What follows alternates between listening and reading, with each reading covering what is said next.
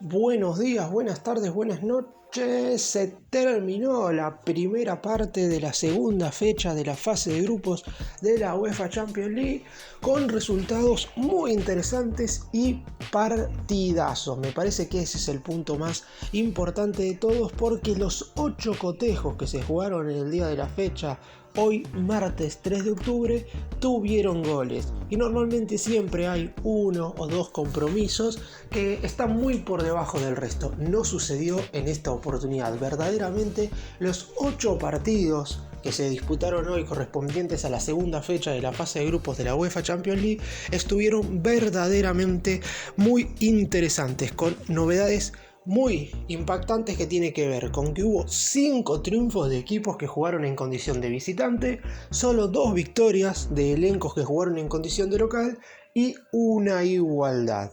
Una jornada que marca ya un precedente, porque como hubo equipos que dije que triunfaron fuera de casa, ya automáticamente ganaron un plus importante de cara a las últimas 4 fechas. Recordemos que no va a haber jornada la semana que viene ni la otra porque hay fecha FIFA de octubre, vuelve el fútbol de selecciones, pero después de eso se estará disputando una tercera jornada con muchos otros duelos atrayentes.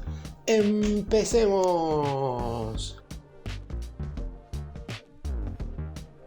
Y en el video que subí ayer correspondiente a la previa de esta segunda fecha de la fase de grupos de la UEFA Champions League, dije que el mejor duelo de la jornada sin ningún tipo de duda iba a ser el partido que iban a disputar en el estadio Diego Armando Maradona en la ciudad del Nápoles, el equipo local, es decir el Napoli, contra el Real Madrid. Y verdaderamente fue un partido que no me decepcionó. Y no solamente no decepcionó, sino que estuvo muy por encima de lo esperado. Un cotejo verdaderamente espectacular entre dos de los equipos que pueden llegar a ser candidatos a llevar este trofeo. El Real Madrid, lógico, siempre es uno de los máximos favoritos, mientras que el Napoli quizás en esta oportunidad se vaya muy descontento debido a que terminó perdiendo por 3-2, pero en definitiva terminó jugando un muy buen partido y a la altura de las circunstancias. De hecho, los dos conjuntos tuvieron el 50% de la posición de la pelota, es decir, se repartieron el balón durante los 95 minutos que duró en total el partido. También hubo 18 remates en total para ambos equipos. El Napoli disparó 7 veces a puerta, mientras que el Real Madrid lo hizo en 5 ocasiones y hubo absolutamente de todo. Quizás lo más destacado o el punto más alto del partido se lo lleva nuevamente el nombre que también había sido lo más destacado de la primera fecha por parte del equipo español. Jude Bellingham ha tenido un arranque verdaderamente sensacional en el elenco merengue. Verdaderamente el jugador inglés de tan solo 20 años, si no es hoy el mejor mediocampista en Europa, debe estar muy cerca. Seguramente haya pelea con algún que otro volante, pero en definitiva lo que está haciendo Bellingham en el Real Madrid es sensacional, sobre todo por lo determinante que es en los resultados. No es un futbolista únicamente completo en cuanto a sus condiciones y virtudes para jugar el centro del campo, porque eso ya lo hacía tanto la selección inglesa como el Borussia Dortmund, pero ahora en el Real Madrid le ha sumado participación total a la hora de estar al frente del arco rival. Repasando las acciones del partido, los que nos dejó este cotejo, quien se iba a poner en ventaja iba a ser el Napoli a los 19 minutos del primer tiempo por medio del noruego Leo Skiri Østigard, que luego de un error de Kepa Arrizabalaga terminaría convirtiendo de cabeza la apertura del marcador para el elenco italiano. Sin embargo, contra el Real Madrid hay muy poco que hacer si es que no te mantenés concentrado durante todo el partido. Y luego de una mala salida, de una recuperación y asistencia posterior de Bellingham, sería Vinicius Jr. quien convertiría a los 27 de la etapa inicial la igualdad, y un par de minutos más tarde, a los 34, el inglés Bellingham, el recién mencionado y figura a mi entender del partido, convertiría el 2-1 antes de la finalización de la primera etapa. Posteriormente, en el arranque del segundo tiempo, el Napoli no se iba a quedar con los brazos cruzados. El equipo del francés Rudy García empataría el encuentro luego de un penal sancionado a instancias del VAR por medio del polaco Piotr Zielinski. Recordemos que el Napoli jugó con absolutamente todo el equipo titular, mientras que el Real Madrid hizo exactamente lo mismo. Quizás por el hecho de faltarle a algún que otro jugador, tuvo que jugar Camavinga como lateral izquierdo porque no están disponibles ni Militao ni tampoco estuvo David Álava. Luego de eso pasarían los minutos y finalmente, luego de un disparo de media distancia de de Federico Valverde, el balón con algo de fortuna para el equipo español rebotaría en la espalda del arquero italiano del Napoli, Alex Meret, y de esa forma el Real Madrid se llevaría el triunfo por 3-2. Un verdadero partidazo que se vio en el estadio Diego Armando Maradona entre los dos equipos que seguramente terminarán clasificando a los octavos de final. Y ya es preocupante la situación que está viviendo el Manchester United. En otro partido que vamos a analizar ahora, en otro partidazo en realidad, porque para el espectador neutral seguramente este haya sido un encuentro verdaderamente muy lindo de ver a los ojos del mundo, el Galatasaray de Turquía, que es verdad, no tiene un 11 con jugadores desconocidos. El arquero Fernando Muslera, juega Davinson Sánchez, está Lucas Torreira, juega Wilfred Zaha, está Mauro Icardi, futbolistas verdaderamente muy interesantes. En el segundo tiempo entró Ndombele, ingresó Mertens, jugadores que hace poco jugaban en la primera elite del fútbol europeo. El Galatasaray se armó bien, pero claro está, una vez que salió el sorteo y vieron que les tocaba estar en el grupo A contra el Bayern Múnich y el Manchester United, uno pensaba que el equipo turco únicamente iba a pelear contra el Copenhague, que es el otro conjunto que está en esta zona, un lugar para ver quién está en la UEFA Europa League de cara al primer semestre del 2024. Sin embargo, el elenco de Turquía pisó fuerte en Old Trafford y hay que ver qué es lo que le deparará al Manchester United en el futuro cercano, en el sentido de que están muy mal en el inicio de la Premier. En los primeros 7 partidos ganaron 3 y perdieron 4, tienen tan solo 9 puntos de 21 en las primeras 7 fechas de la liga inglesa, y en el arranque de esta Champions no solamente que perdieron los 2 compromisos, sino que sufrieron 7 goles en 2 partidos y merecieron perder justamente los 2 encuentros. Recordemos que en la primera jornada, más allá de que el resultado terminó siendo un tanto decoroso, porque perder 4-3 en el Allianz Arena contra el Bayern Múnich es un mal resultado por el hecho de haber salido derrotado, pero en definitiva, si después hay que mirar la diferencia de gol, seguramente al Bayern Múnich le gane por más tantos de diferencia, tanto al Copenhague como al Galatasaray, por lo que seguramente eso podría haber sido un buen resultado para el United.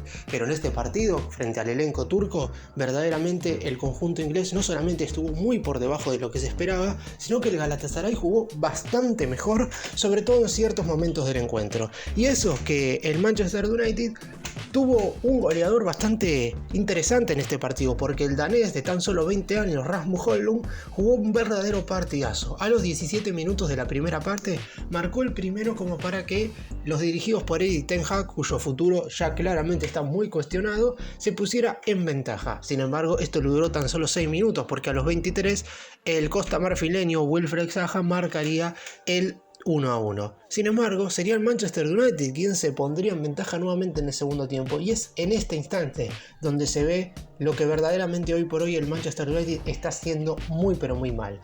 No puede ser que a 20 minutos del final te pongas 2-1 en ventaja y no puedas aguantar el partido. Nuevamente Højlund marcaba el segundo tanto, ponía a favor al elenco británico. Sin embargo, nuevamente un par de minutos después, esta vez por medio del turco Kerem Aktürkoğlu, marcaba el 2-2, y 5 minutos después, en una acción en la cual Andre Onana, el guardameta, sale muy mal, esto obliga a Casemiro a hacer una falta muy peligrosa, doble amarilla, se queda con 10 el Manchester United, pero tiene la suerte de que Mauro Icardi patea el penal y lo falla. Sin embargo, en los últimos 10 minutos tuvo que jugar el Manchester 10 contra 11, y nuevamente el delantero argentino, esta vez sacándose la mufa de lo que había sido fallar ese penal, marcaría con una excelente definición sobre el guardameta camerunés el 3-2 definitivo. El Galatasaray ganaba 3-2 en Old Trafford, y si bien es cierto que todavía falta mucho como para empezar a discutir su posible clasificación, dio un paso muy interesante como para por lo menos pelear hasta la última jornada. Y dudé mucho de cuál iba a ser el otro partido que iba a analizar individualmente. Siempre analizo 3 de los 8 partidos, después voy a estar obviamente repasando todos los resultados, pero en definitiva me he quedado con esta importantísima e histórica victoria del Lens. El conjunto francés derrotó como local 2-1 al Arsenal de Mikel Arteta, que sufrió su primera caída en la presente temporada. Recordemos que en la Premier League están segundos a un punto del Manchester City, y en las primeras 7 jornadas ganaron 5 partidos y empataron 2, mientras que en esta competición, en la primera fecha habían goleado en el Emirates Stadium 4-0 al PSV Eindhoven de los Países Bajos, y en esta oportunidad les ha tocado una derrota dura contra el equipo que hasta el momento es el líder del grupo con 4 unidades. El Arsenal sigue segundo con 3 debido al empate que tuvieron en Países Bajos PSV y Sevilla, pero en definitiva termina siendo una derrota, no sé si dura en cuanto a lo futbolístico, porque el Arsenal jugó mejor que el Lens, pero en definitiva estamos hablando de que estos cotejos muy particulares y decisivos son los que le ha costado durante toda la temporada pasada al Arsenal poder coronarse con un título. Si bien es cierto que fue una muy buena 2022-2023, teniendo en cuenta que el Arsenal venía de mucho tiempo sin jugar Champions, lograron salir segundos por detrás del City con bastante diferencia por el resto de los equipos de la Premier League, y en esta Champions les ha tocado un grupo, no digo que sencillo, pero deberían poder clasificar. Sin embargo, esta derrota puede llegar a tener consecuencias negativas de cara al futuro. Dependerá mucho de cómo los jugadores del equipo inglés puedan reponerse, teniendo en cuenta que Arteta no se guardó nada y de hecho le jugó una muy mala pasada a los 33 minutos del primer tiempo, cuando lamentablemente quien salió lesionado fue Bukayo Saka. El joven futbolista inglés tuvo que salir reemplazado cuando corría el primer tiempo, cuando el encuentro estaba 1-1, y claramente el Arsenal lo sintió, porque Saka en una acción individual puede ganarte el partido sin ningún tipo de inconveniente. En cuanto a las acciones, el conjunto británico se ponía en ventaja a los 14 minutos del primer tiempo por obra de un gol de Gabriel Jesús.